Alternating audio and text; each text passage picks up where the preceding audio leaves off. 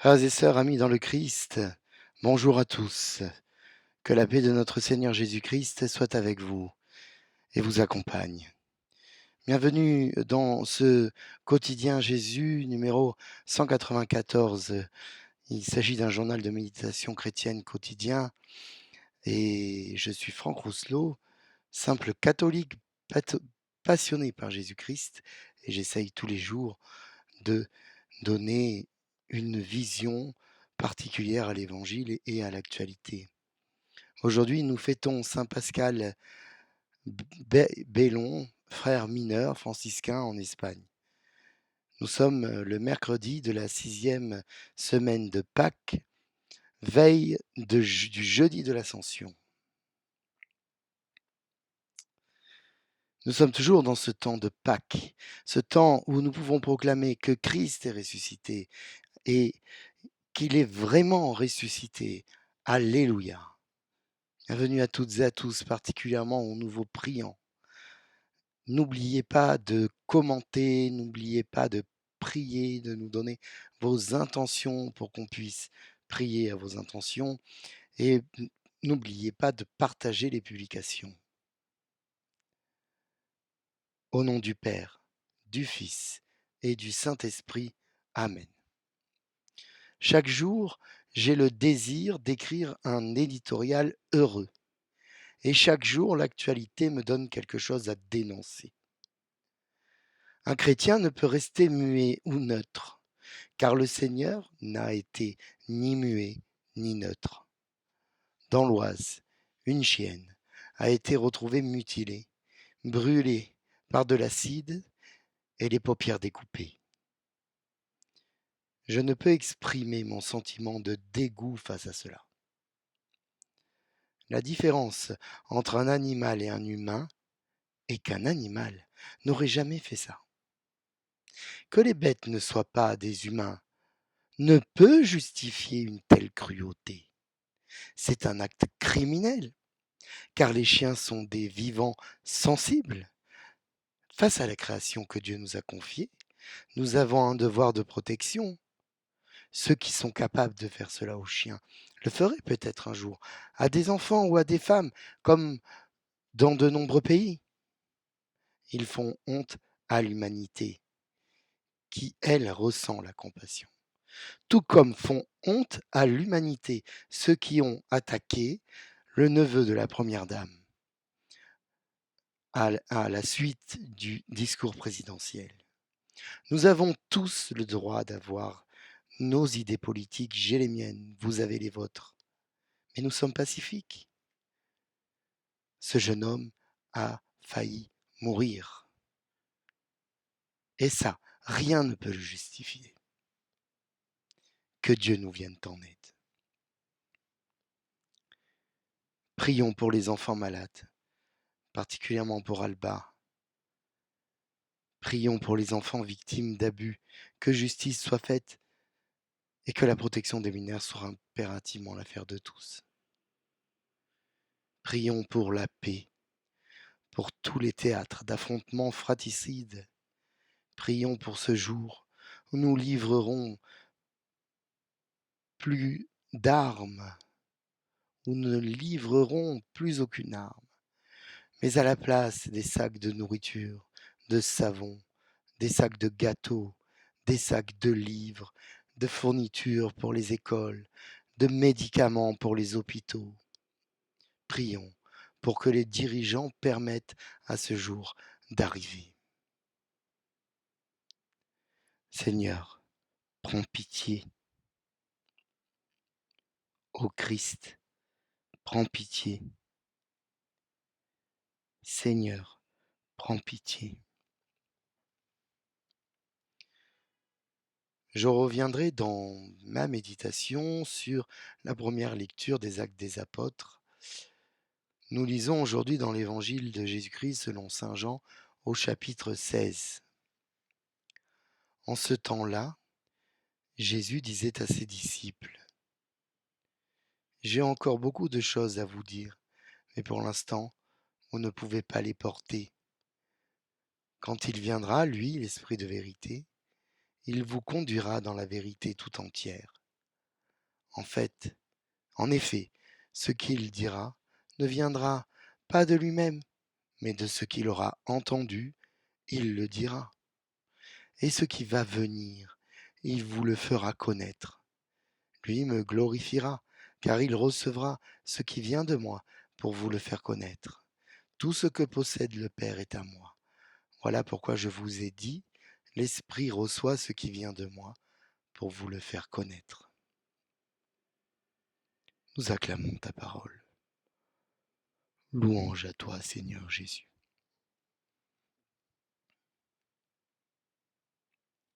Nous le voyons bien, Paul a l'intelligence de partir de l'histoire des peuples qu'il rencontre pour leur annoncer la bonne nouvelle. Par son histoire, l'Église a fait de même, en s'acculturant et non en imposant une nouvelle culture.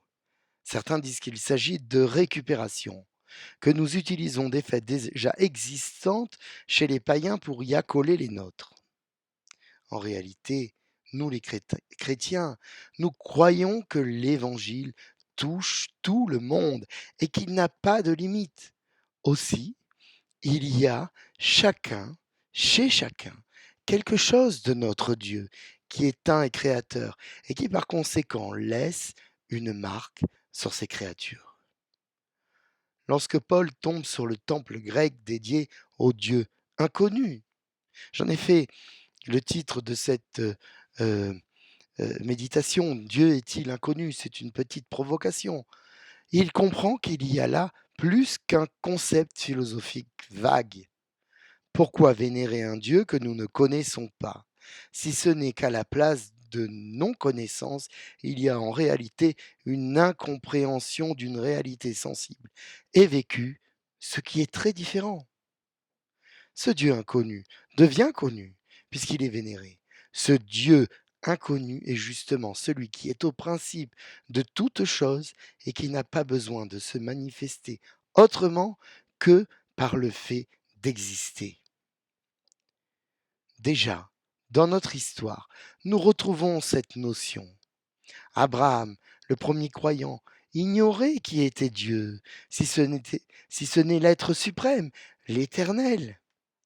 Moïse, lorsqu'il reçoit pour mission de libérer le peuple du joug égyptien devant le buisson ardent sur le mont Sinaï, parle avec Dieu et lui demande qui il est et quel est son nom. Il s'agit là d'une sacrée audace.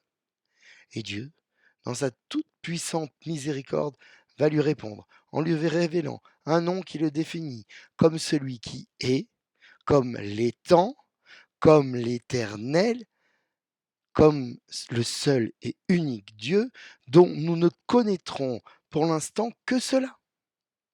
Il laisse un nom imprononçable, fait de consonnes, le tétragramme YHWH, que nous transcrivons, nous les catholiques, par Yahvé. On a pu entendre et on entend aussi Jéhovah.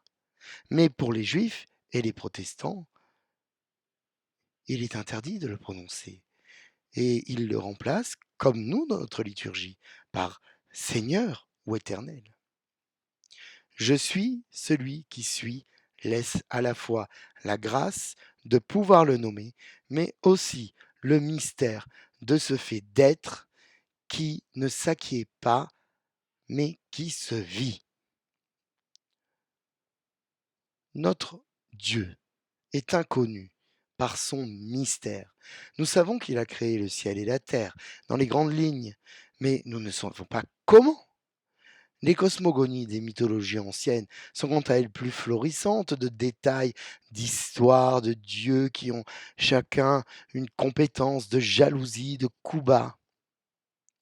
Le Dieu un, quant à lui, existe depuis toujours et a créé le monde parce que telle était sa volonté, et telle était sa volonté parce que telle était sa volonté. Il nous est impossible de pénétrer la volonté divine, uniquement de la contempler. Aussi, il n'est pas étonnant qu'avec ses progrès faramineux, la science n'a pas remplacé Dieu, car elle ne fait qu'apporter des détails sur le plan divin, au plan divin, du plan divin, et elle reconnaît ignorer pourquoi une telle harmonie existe. Toutefois, Dieu s'est révélé à nous, et ceci en la personne de Jésus-Christ notre Seigneur. Il a dévoilé son intimité trinitaire, et en s'incarnant dans la chair humaine, son Verbe s'est exprimé dans la peau d'un homme, vrai Dieu et vrai homme, qui nous a instruits de ce que nous devions savoir. Tu le dis toi-même, Seigneur, que tu as encore beaucoup de choses à nous dire, mais que nous ne pouvons pas les entendre. Notre intelligence est limitée. La tentation est grande de vouloir tout connaître et tout savoir. Combien sont ceux qui ont voulu percer la pensée de Dieu, mais un peu comme les Hébreux qui disaient que qui voit la face de Dieu succombe. Pourrions-nous seulement supporter ce que lui a porté pendant et durant les siècles et les atrocités commises par l'homme? Je crois qu'aucun humain ne pourrait ne serait-ce qu'approcher une partie de cette vérité. Alors, la sagesse nous pousse à nous contenter de connaître ce qui a été révélé. La science, par la grâce de Dieu, nous donne d'appréhender les réalités de la matière, de l'univers visible et de son fonctionnement.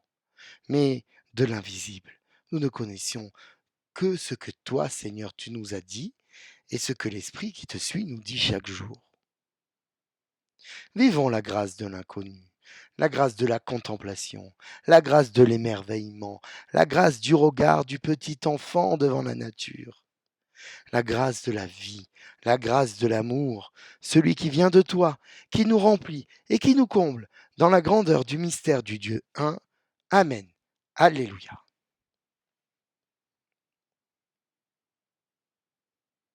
Prions. Dans l'office des lectures d'aujourd'hui, nous pouvons lire un passage du sermon de Saint Léon le Grand pour l'Ascension et sur ce qui s'est passé entre la résurrection et l'Ascension. Les jours qui s'écoulèrent entre la résurrection du Seigneur et son ascension, mes bien-aimés, n'ont pas été dépourvus d'événements. De grands mystères y ont reçu leur confirmation, de grandes vérités y ont été révélées. C'est alors que la crainte d'une mort amère est écartée et que l'immortalité non seulement de l'âme mais aussi de la chair est manifestée. C'est alors que par le souffle du Seigneur, le Saint-Esprit est communiqué aux apôtres. En ces jours-là, le Seigneur se joint à 2 disciples et les accompagne en chemin. Aussi, les bienheureux apôtres et tous les disciples que la mort de la croix avait apeurés et qui doutaient de la foi en la résurrection, furent-ils raffermis par l'évidence de la vérité, si bien que lorsque le Seigneur partit vers les hauteurs des cieux, ils ne furent affectés d'aucune tristesse, mais comblés d'une grande joie. Fin de citation. Oremus. Puisque nous célébrons dans la foi, Seigneur, la résurrection de ton Fils, fais-nous partager la joie de tous les saints quand il apparaîtra sur les nuées du ciel, par Jésus-Christ, ton Fils, notre Seigneur. Amen. Tournons-nous vers notre Mère. Je vous salue, Marie, pleine de grâce. Le Seigneur est avec vous. Vous êtes bénie entre toutes les femmes, et Jésus, le fruit de vos entrailles, est béni. Sainte Marie, Mère de Dieu, priez pour nous pauvres pécheurs, maintenant et à l'heure de notre mort. Amen.